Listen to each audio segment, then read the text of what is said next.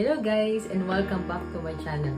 Kung bago lang kayo rito, please subscribe and hit the notification bell para updated kayo sa mga susunod kong episode. So for today's episode, papakita ko lang sa inyo kung paano ko mag-setup ng green screen.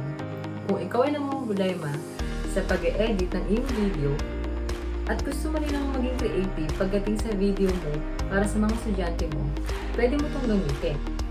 Pag sinabi natin green screen, tatanggalin lang natin yung background natin. So kung nakikita ninyo kulay white pa yung background ko today, gagawin natin siyang green screen. Kaya siya tinawag na green screen ay dahil green nga yung background niya. Pero dahil yung green na background na yun ay pwede natin palitan ng iba pang background. So kailangan natin ng metro.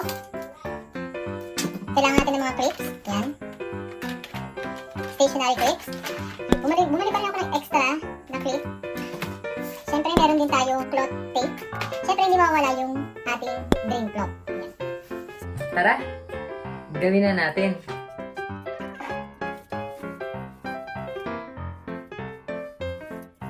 Kunin ang metro at sukatin ang pader na paglalagyan.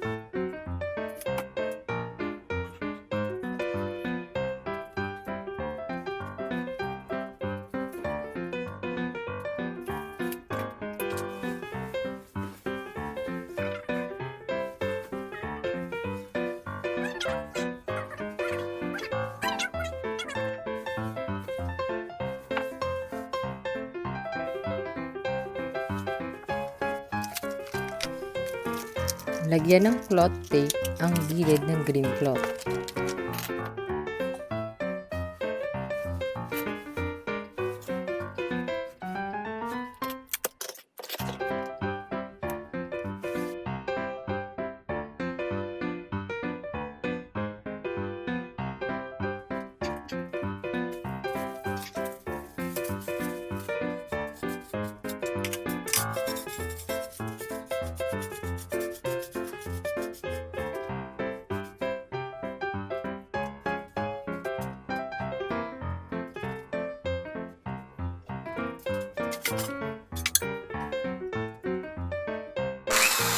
Kunin ang drill at butasan ng pader na paglalagyan ng curtain rod.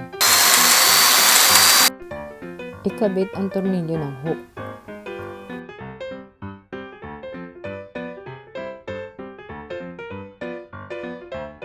Kunin ang curtain rod at i-clip ang tela.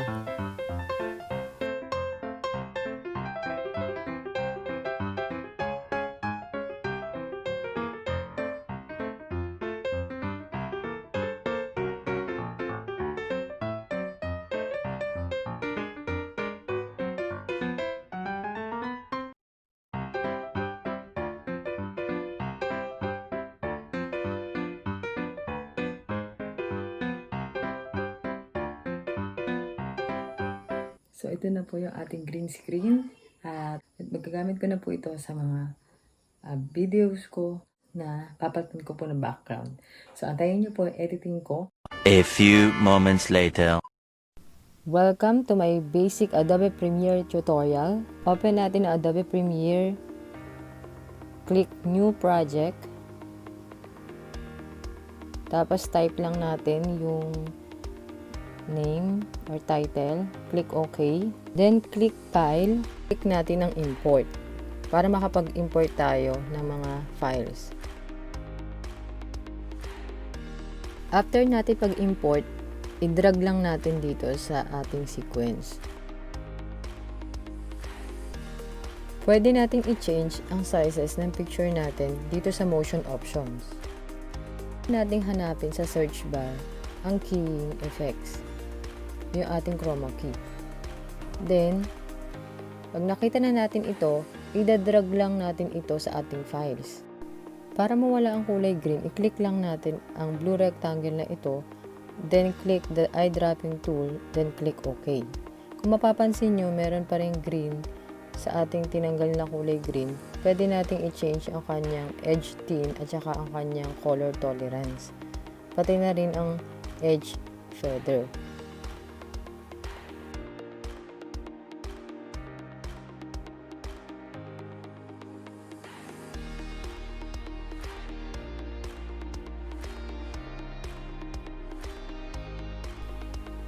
Okay, so this time mag-add ulit tayo ng file. Ayan, para matest natin kung another o gagana talaga siya. So, ayan, i-drag lang ulit natin yung dinagdag natin na file. Ayan si ma'am. Change lang din natin yung size niya sa motion, option. Then, makikita nyo may malaking part si ma'am dito sa side. So, i-search ko lang din yung crop sa effects para makrop ko yung right side niya. Yan. Then, paano tatanggalin ulit yung green? So, search ulit natin yung keying.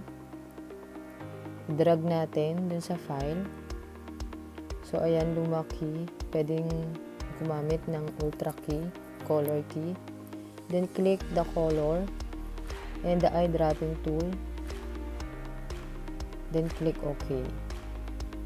So, ayan, pwede natin i-change yung mga options niya dahil para malaman natin, depende kasi sa Lightroom, lalo na kung video ito. Pero kung picture lang naman yung kulay green na tatanggalin nyo, usually naman ay balance yung color niya. Kung mapapansin nyo, may mga shadow pa siya sa gilid. So, tanggalin lang natin yan. So, yung ating matte clean up, pwede natin i-click yan.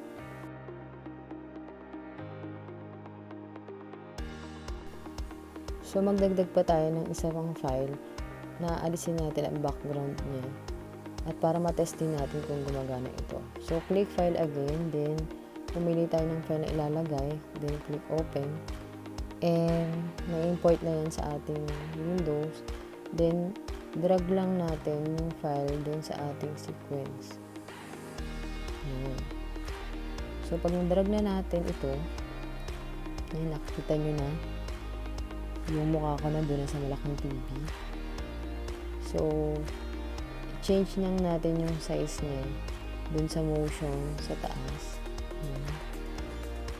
So, may mga kailangan active muna yung ating file bago natin i-change. Kasi pag hindi active yun, hindi natin mababago. Dito sa motion, makikita natin yung size niya para magkasya siya dun sa malaking TV.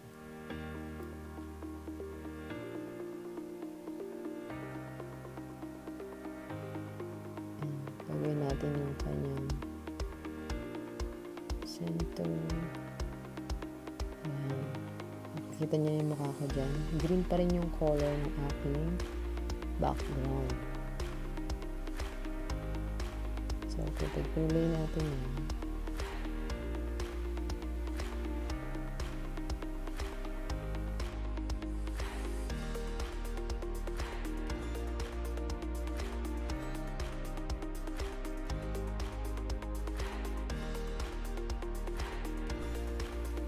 So, this time, ayusin ko lang yung aking mga file, yung pagkakasunod-sunod ng layer, dahil mag-a-add tayo ng bagong file, siya nilalagay natin sa ilalim.